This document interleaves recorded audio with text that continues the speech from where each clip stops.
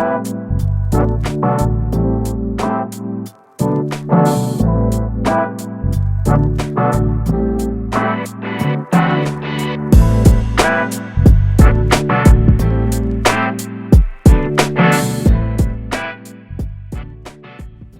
and welcome to this podcast on gamification of workplace learning. Here we are talking to leaders and experts in the field to get insights and learn from their experiences on this particular topic. Today, we have with us Jasmin Karatas, who is on a quest to lead gamification and behavioral design to success. She works as a principal experience consultant at Merkle DACH in Switzerland and also runs her own startup Myndset, spelled with a Y instead of an I. She's trained as a product designer and has more than 10 years of experience in service design. With that brief intro, let's invite Jasmin to the podcast. Jasmin, very welcome. Thank you. Welcome to you, Amit. And I'm very thankful that I am in this podcast. Thank you very much for that opportunity. Our pleasure, Jasmin. Entirely our pleasure. Thank you so much.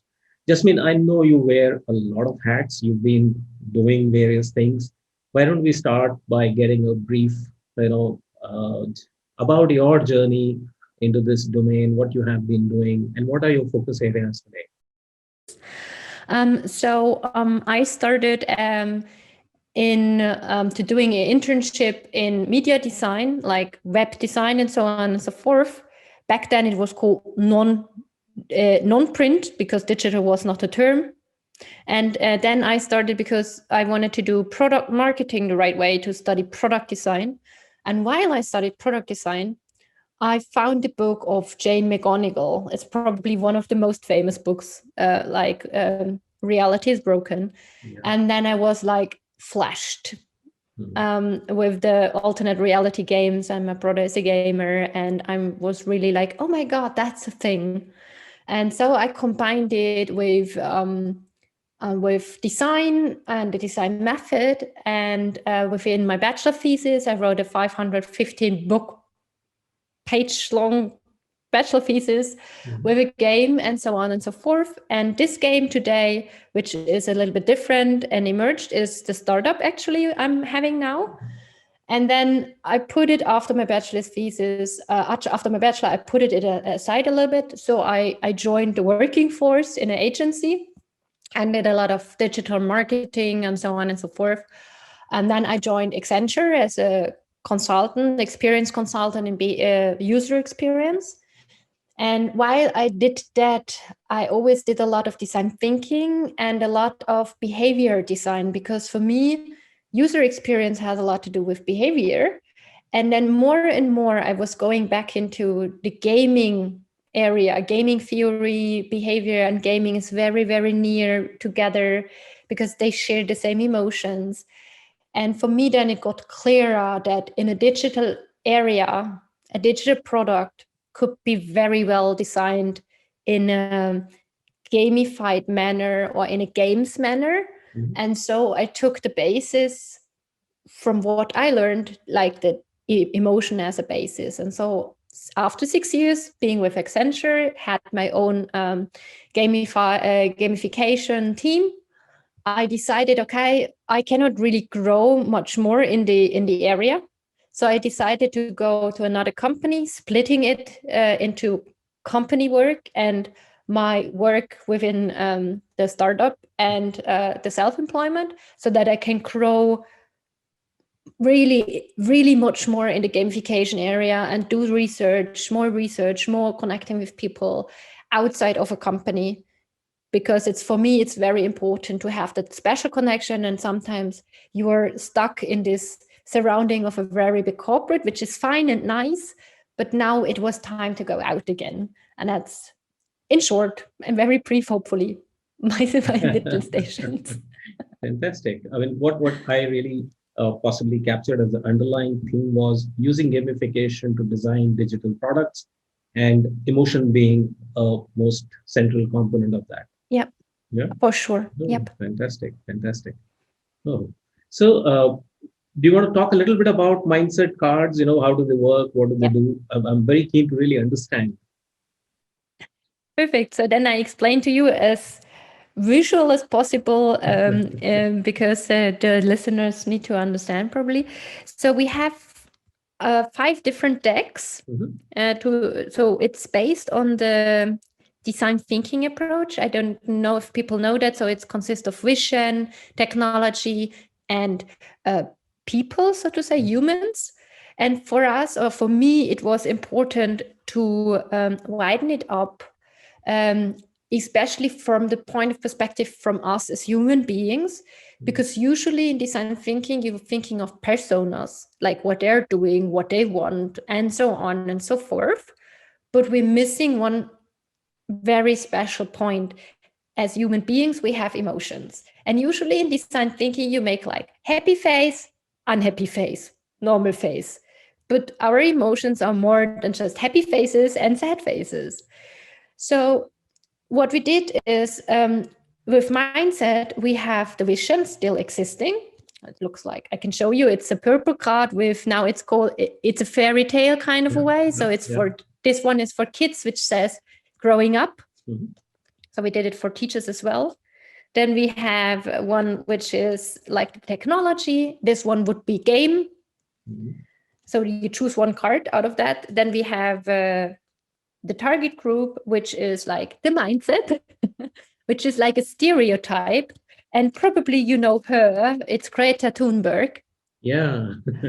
As a mindset, as you know, like the target group. And then what I did was to develop like 13 core emotions based on that, which could be like impatience or being epic or so on. And you draw the cards from a stack with an idea before upfront, like a pitch upfront, being it like how to reduce plastic, and then you go crazy, half an hour, that's it, not more. And then you take a storytelling card, which could be like, for this way would be Instagram or whatever, or it could be telling a fairy tale or going into the science fiction part. Why do we do that? Because gamification for me is in a holistic way. What we do in a game is we build behavior. We're not looking that we're getting from A to B the fastest way, but the most fun, the most experience full way, so to say. And it's always, not always, but most of the time it's in between a story. So and this is what I think we are missing a little bit in the normal design thinking, and especially in building products, because we are thinking, how do we get the fastest way from A to B, make it most convenient, but not how do we make it the most fun way. Yeah, very interesting. And you know, there are several threads from there that I would like to pick. But have you made these cards commercially available? Are people now able to buy it? Or the thing about those cards is that we at the moment are changing our business model. So the cards will be available together with a certification afterwards. But it is online available. So we will have in the future, in some weeks, we will have a different product. But the physical cards at the moment are very, exclusive to certain groups. Because, gamification sometimes use exclusivity as an emotion. So let's see what happens. Okay. So, I mean, I was pretty intrigued when I looked to the website. I was thinking maybe we can use it for some of our internal projects sometime. So, we'll chat about it. You will use it for sure sometime. You just need to wait a little bit longer. I'm sorry. Just picking on the term emotion, because that is something that is central to your design. Can you share a little more about what is why are they so important in games, gamification design? Is there do you see emotions to be or stories to be the envelope in which you are wrapping those emotions while you're designing all of those things?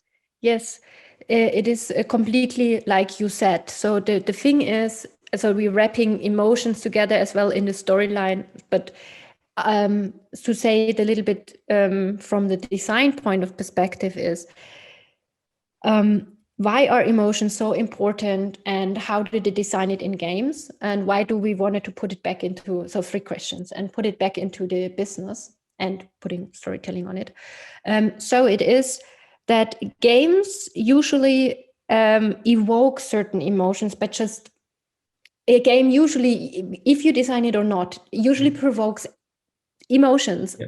And in the last centuries, a lot of people looked into, why are games so addictive? What does play and game make with people, right? In the psychological background, you always looked in this special, very strange phenomena game and play.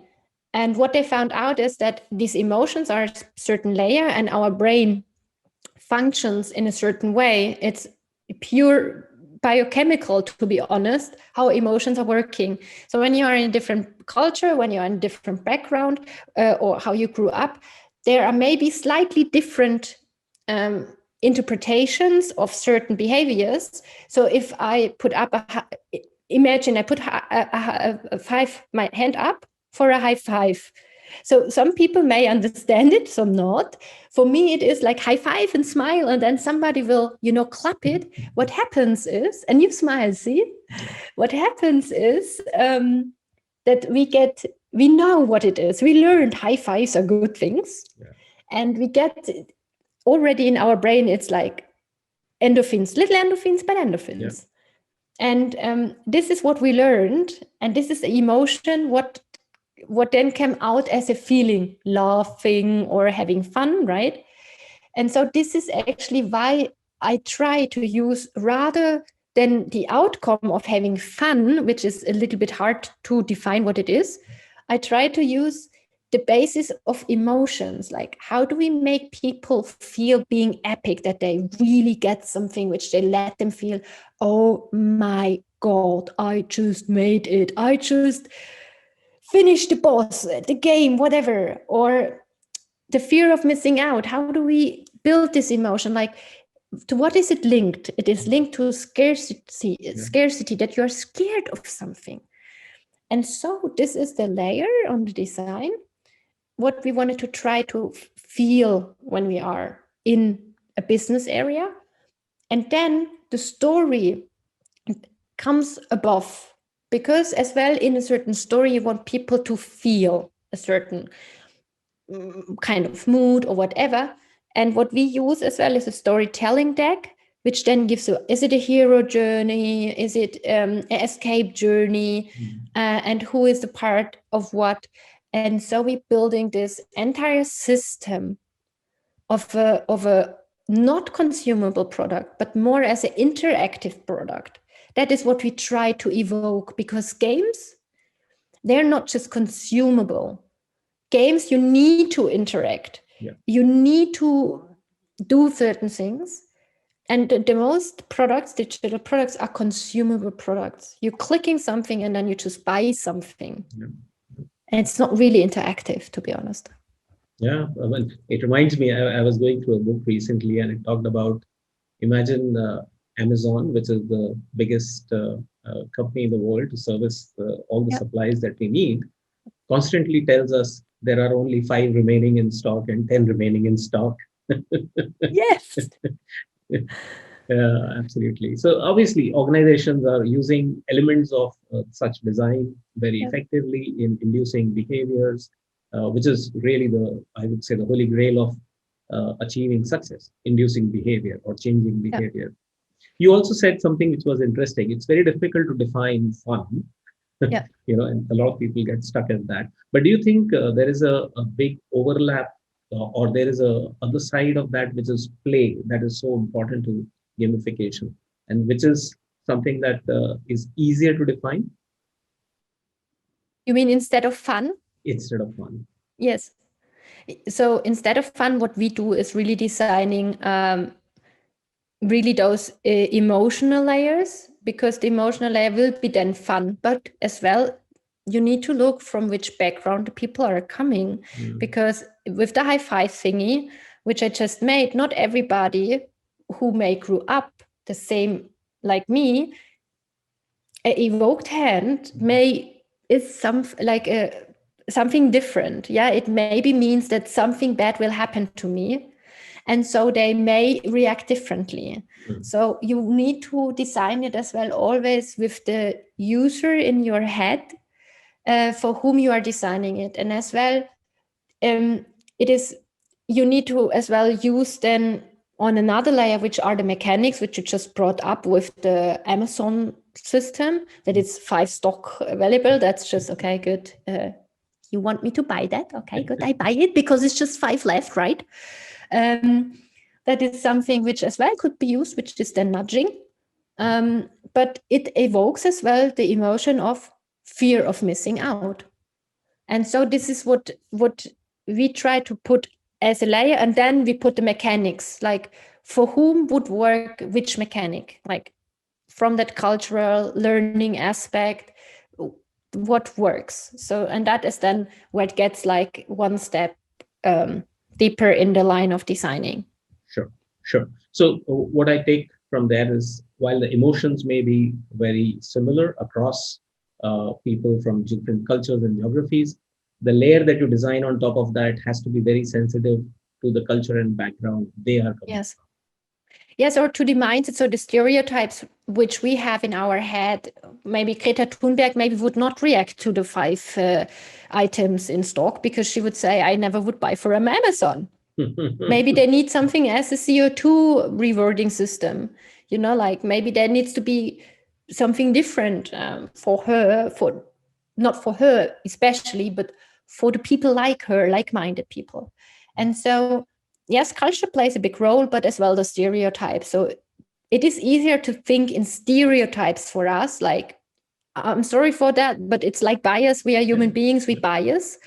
So it's easier for us to design for stereotypes than for personas.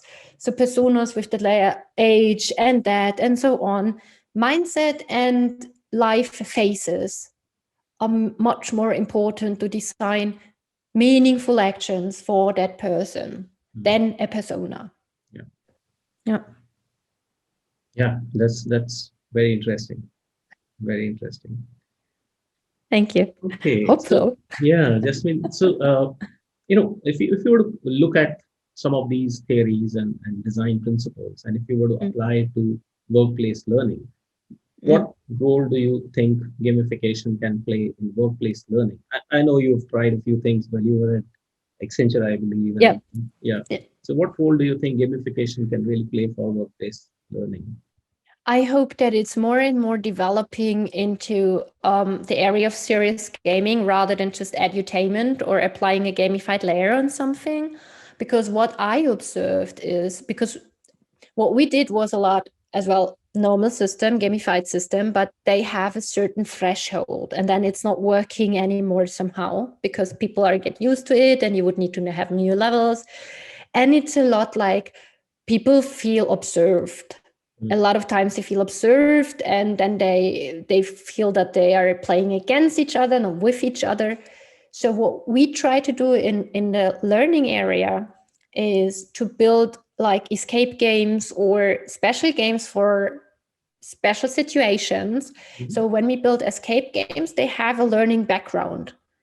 To, like, for instance, that the company having new units or operating structures and so on and so forth. Usually what you get is such a thick book, which you need to go through, and a lot of learnings, and you are getting tired. Nobody wants to learn that. Nobody wants to read that. And so what we do is we take the key learnings out of that, what they want to let the people feel and observe, and put it into riddles. And so people are playing together as a group in these escape games. And not everybody needs to solve every task.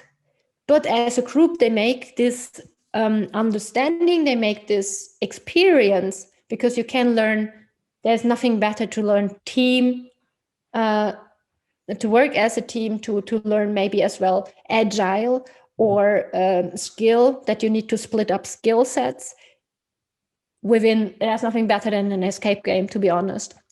And what happens then is those people get curious. They look into the riddles as well after the game and real analyze, oh, what did happen? Oh, that's nice. Oh, that's cool. Oh, that's now how we work. Understand. Sure, you need to have a learning a session afterwards to explain that's what happened, but the people are more open-minded. They speaking to each other. They are like, like the endorphins are kicking in, and we really have struggled to get them apart. So we always make 10 minutes afterwards, like a pause or half an hour, so that they can talk about it. But what really is intriguing is those people, you see how it's shifting from, oh my God, we are playing a game. Are you kidding me? To, oh my God, we played a game. It's so much fun and we can talk. And you really have problems to stop it and to say, no, it's over. Come on, we need to talk. We need to discuss. And they are like, it's really interesting to see that splitting apart people, getting one group and really discuss and having really good discussions. And that's what you wanted to evoke.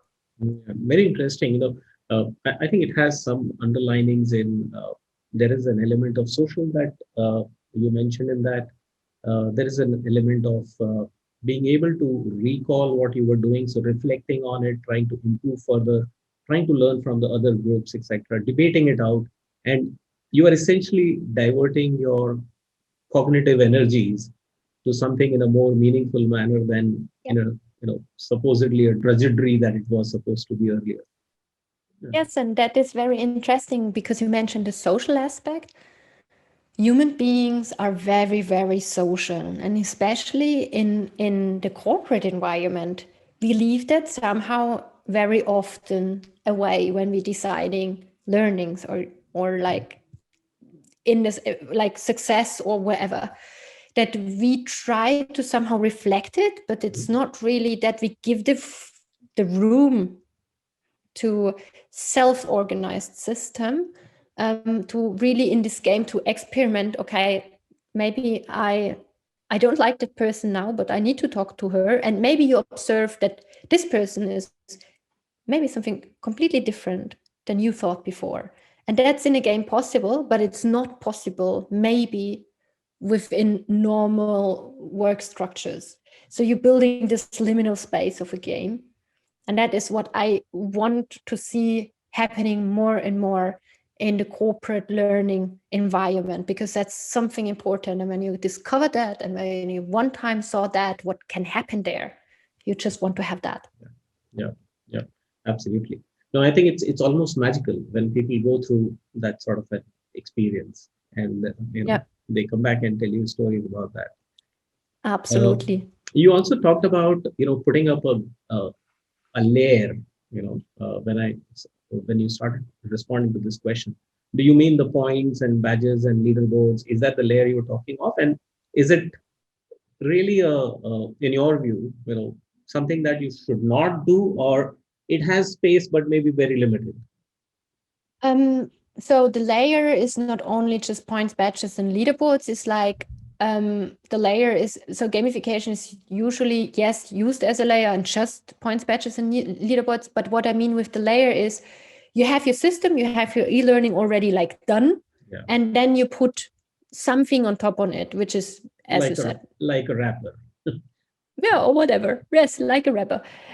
Like a wrapper, which is like whatever, gamified in any sense. Yeah. And or in all senses, depends, right, how you define gamification. To the points, badges, and leaderboards, I have to say I'm not against and I'm not for them. So I don't have, because they are in the most games you have. What do you have? Points, badges, and leaderboards. So it depends how you design them, how you use them. As always, it's like the poison makes the measure, right? Or the measure makes the poison. I think that is the right term. So what I wanted to say is poison is not poison, right? Because it depends on how much you take from it. So effectively, what you are suggesting, and I entirely agree, points, badges, but leaderboards by themselves are not bad things. If you don't use it correctly, they're obviously not going to give you any good results. It needs to be meaningful, to be honest.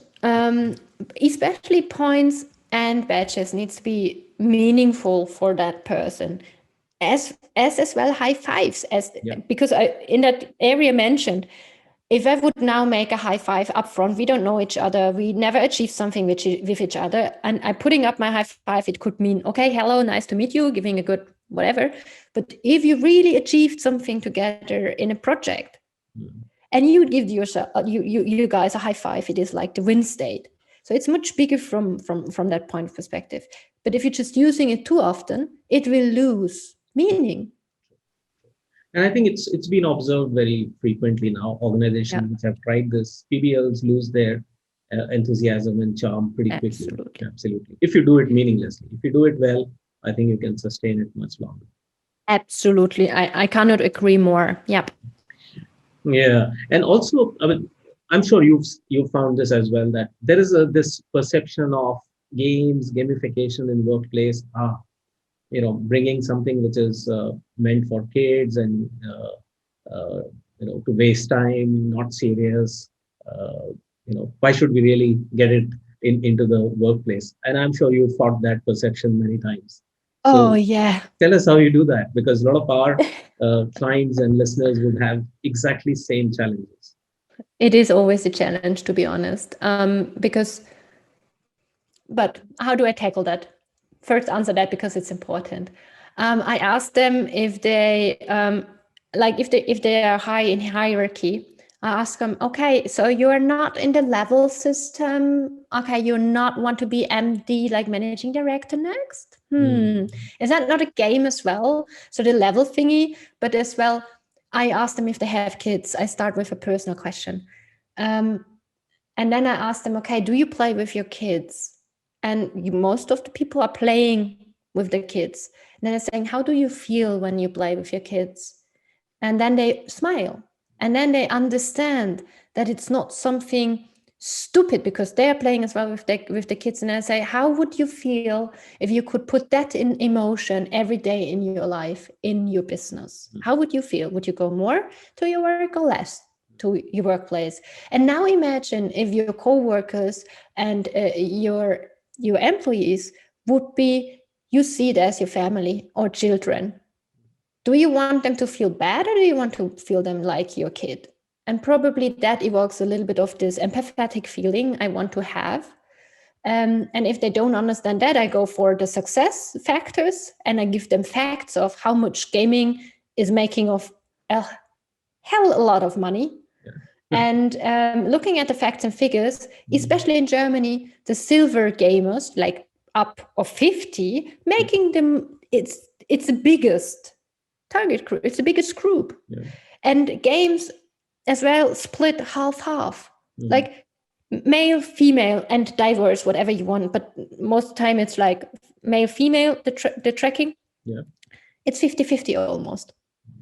In USA, it is like that the female at the moment in Corona make up the bigger part of gamers. And that is very interesting. And then I come with the money, and then I come with, okay, if we could calculate that little piece of thingy a little bit into your, just 1% into your company with learning. Can you tell me what number would that be for you? And so you can use that point of state. And if it's not going over this emotional state, I try to give them numbers.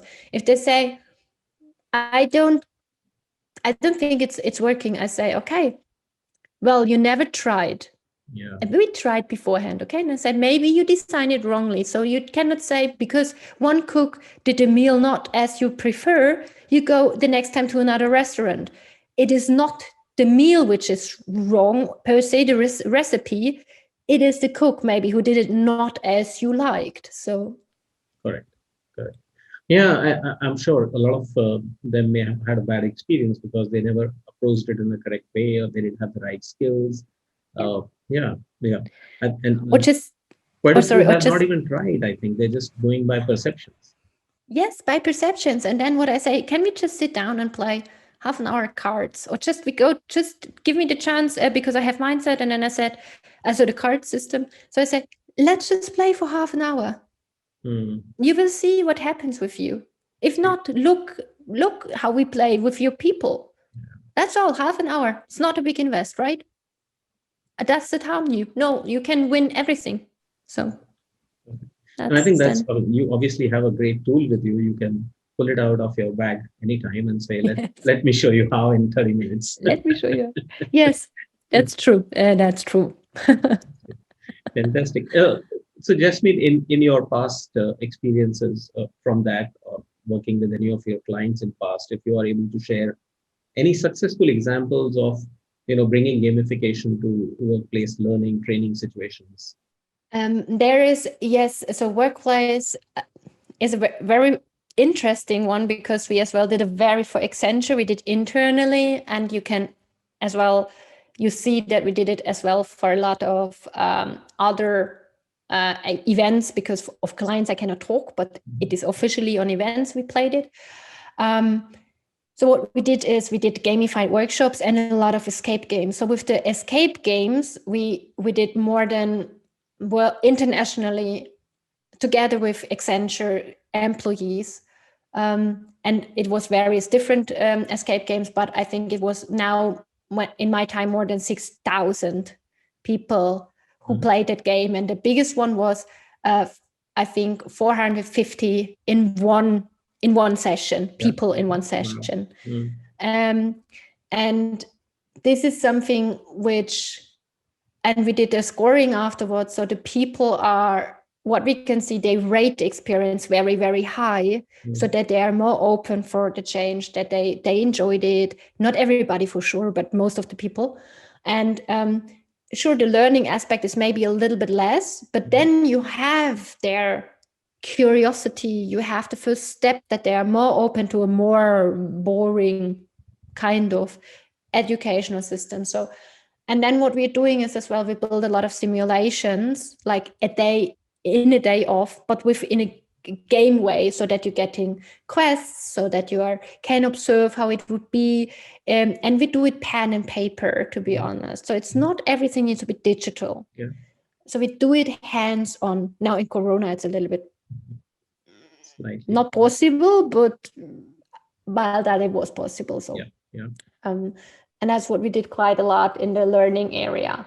And for sure campaigns, but there's a little bit more about cultural change, like the campaign and KPI measurement, because you can use, if you want to track engagement, you can use gamification systems reverse. That means you're not showing to the people like this points, badges, and leaderboards, so they're not getting intrigued, but you can use it to measure engagement. So if they do a commitment like commenting, they get points. So that's normal system, KPI system you can use. Most of the people would say that's nothing new for me, Jasmine, but I try to see it out of the lens of the gamified system, because you may measure something different than you would use in a normal business background. Yeah, no, interesting, very interesting. I think I also believe that with gamification there are various ways to really capture data, very interesting data that can be you can close the cycle and it can continuously modify the whole sequence how you are planning it out, and that's Absolutely. a big advantage. Absolutely, because as well through the games are played, or through the gamified system, because you're getting the numbers, you're getting the KPIs, as you said, you understand what you need to change, what works good, what doesn't work good, because per definition you will measure it, because that's what you're doing, right? And that's a very good point. I just can't agree more. Fantastic. No, thank you so much, Jasmine. Jasmine, I mean, leaving the workplace learning stuff, but in general, since you are so passionate about games and your life got changed when you read Reality is Broken, as you said. What do you think gamification can do for our world in general? I mean, I'm sure there is a bigger purpose that you can identify for gamification. For me, to be honest, my vision is to make, at the moment, like work is a little bit alien-like, because how should I say that? So let me explain. Before the industrial age, people worked for what they could do very well in a very good manner. Sure, there were other possibilities like that people need to work because need to earn money, but the industrial age was a little bit like, okay, now we are in this fast lane, supply chain, whatever thingy, and now we are getting into the digital age, and people who do like repetitive jobs could be done, to be honest, by computers or other stuff. The question would be, and this is one of the questions which a lot of people ask me, but then I don't have a job anymore. True, but could you imagine that you then would work what you want, what you really like, what is your purpose for yourself? I think that gamification can give us first the transition between this making the repetitive tasks a little bit easier, but not in a bad way, not in a negative, toxic way, but as well give people in the working environment the possibility to make it more human again. I truly believe that if we would use game and game systems in the business and corporate environment much more, we would see that it could succeed if we would use just a RPG, like a role play game, maybe underneath, which has a great story, and use more of what games doing very well in business context. And what I mean with that is not just the mechanics. I truly mean the complete system of interacting, narrative, world design, new whatever, like levels or so to say. Because if you're looking in a corporate, like if you would compare differently World of Warcraft and would say World of Warcraft is now a new is a company, not Blizzard, but the game, I mean, then it would be interesting to see what happens if we would build a company which is like World of Warcraft. There are skill sets in this game. There are raids in this game. And every time you played and defeated the boss monster, you need to come up with a new story, a new narrative, new boss monster. And this is what companies are not doing. Companies are still the company. Nokia did that with, like with getting from boots to making phones to make whatever, but it still is Nokia. And they change their narrative, they change skill sets and so on and so forth. And companies usually don't do that. Companies try to stay the same company for ever. True. And they never give a really new, like end boss to defeat, not a new goal. There's like every year there's new bullshit bingo from the marketing, which you need then to follow and employee branding and so on. But there is not this purpose. What do we want really to change in this world? What is for me as an employee there to defeat? Getting more money? Yes, a game as well want to earn more money, but it does it, like this. It's not the main purpose. Absolutely. And I think, yes, there is a higher purpose that organizations can take. And I'm reminded of something that we recently posted on our blog, which was about Foldit, which was a great example of finding, sequencing of, those chemicals, which people who were unknown of those, science topics were also able to contribute because they learned it and they spent hours on it. Absolutely. And that is what games makes as well very good. They give you the possibility without understanding the background of it. You can, if you want, you can read it, you can look into it, there's more information. But you as a beginner could just play it without any, and you could still solve the puzzle because you're cognitive. You as a human being are already enabled to do so.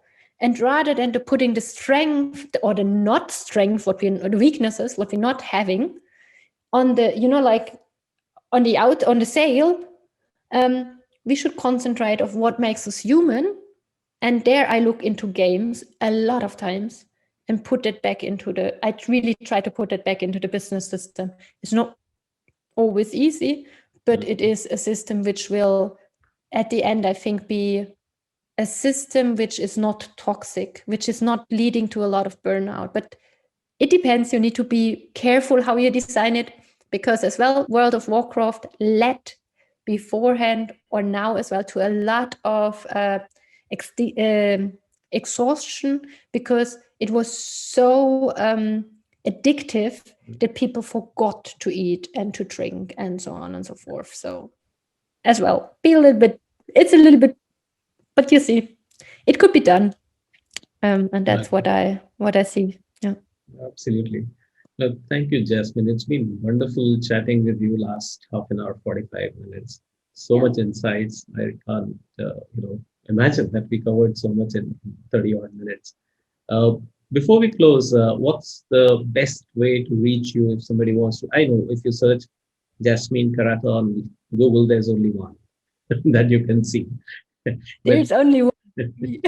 What's the best way? Should they contact you on LinkedIn, Twitter? What's the best way? So LinkedIn is for me the best option to be getting in business connection. So just go on Jasmin Karatas. That's, you find me on LinkedIn. Contact me there. I'm usually writing back a lot of times. So if not, I'm be a little bit patient with me, because sometimes a lot of people are writing or I have something to do.